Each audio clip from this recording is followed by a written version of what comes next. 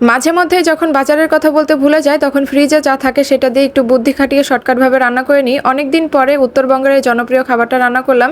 খেতে কিন্তু অনেক বেশি মজা হয়। সন্ধ্যার পরে একটু বাইরে গেছিলাম, আর বাইরে না গেলে তো বুঝতামই না। ঢাকাতেও অনেকটা ঠান্ডা পড়ে গিয়েছে। আসসালামু আলাইকুম, সবাই কেমন আছেন? আলহামদুলিল্লাহ আমরা ভালো। ওয়েলকাম করছি আমার নতুন একটি ডেইলি ব্লগে। প্রতিদিনের মতো এই তো রান্নাবান্না থেকে ভিডিওটা শুরু করেছি। এই ভিডিওটা হচ্ছে শুক্রবারের, অনেকগুলো ভিডিও জমা হয়েছে, কোনটার পরে কোনটা যে আপলোড করবো এটাই বুঝতেছি না, তো ভাবলাম শুক্রবারের ভিডিওটাই আজকে শেয়ার করি। গতকাল রাত্রের কিছু ভাত ছিল, তো সেটাই হচ্ছে বাগার করে নিতেছিলাম সকালে নাস্তা করার জন্য। শীতকালে এই নাস্তাটা কিন্তু অনেক বেশি ভালো লাগে। বিয়ের আগে তো শীতকালে এই নাস্তাটা প্রায়ই খাওয়া হতো। আমার মাকে দেখতাম প্রায় দিনই সকালবেলা এইভাবে ভাতটা ভাজি করে দিত, আর আমরা চুলার পাশে বসে গরম গরম ভাত ভাজি দিয়ে নাস্তা করতাম। তো এদিকে কিন্তু সকালে নাস্তাও করে নিছি, তারপর এক কাপ চা খেয়ে নিলাম। যেহেতু একটু ঠান্ডা ঠান্ডা ওয়েদার, এই ওয়েদারে কিন্তু সকালে চা খাইতে অনেক বেশি ভালো লাগে। চাটা খেয়েই চলে আসলাম দুপুরে রান্না বান্না করতে। আজকে দুপুরে তো বেগুন ভাজি করব, সাথে আলু হাঁটি দিয়ে গরুর মাংস রান্না করব। আর এই রান্নাটা কিন্তু আমার কাছে খুবই ভালো লাগে। ফ্রিজে দেখলাম একদমই অল্প একটু মাংস ছিল। প্রথমে তো চিন্তা করছিলাম যে মুরগির মাংস রান্না করব, কিন্তু আমার পরে আবার এই মাংসটুকু দেখার পরে মনে হলো একটু আলু ঘাটি দিয়ে রান্না করি।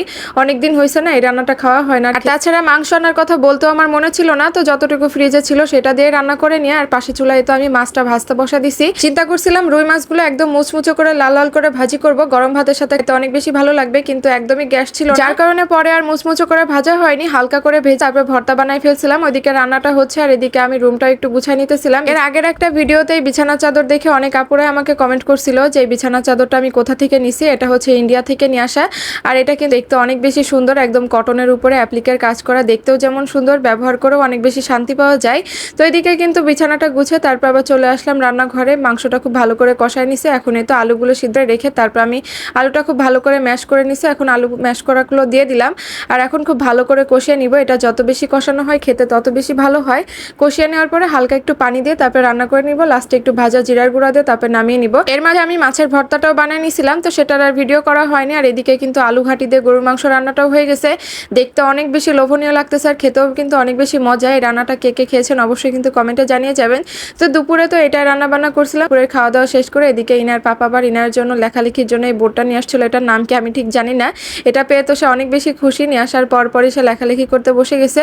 ও আসলে কলম দেখলে না, খাতা কলম দেখলে লেখালেখি শুরু করে দেয়। বিছানার চাদরও মানে দাগায় একদম অবস্থা খারাপ করে ফেলে। সেই জন্য এটা নিয়ে আসা। সন্ধ্যার পর একটু বাইরে গেছিলাম। রুমে থাকলে তো বোঝাই যায় না যে এত বেশি ঠান্ডা পড়ছে। রুমে থাকলে ফ্যান চালায় থাকতে হয়, আর বাইরে আসার পরে এত বেশি ঠান্ডা লাগতেছিল, মানে বাইরে আসার পরে বুঝলাম যে ঢাকাতে অনেকটা ঠান্ডা পড়ে গেছে।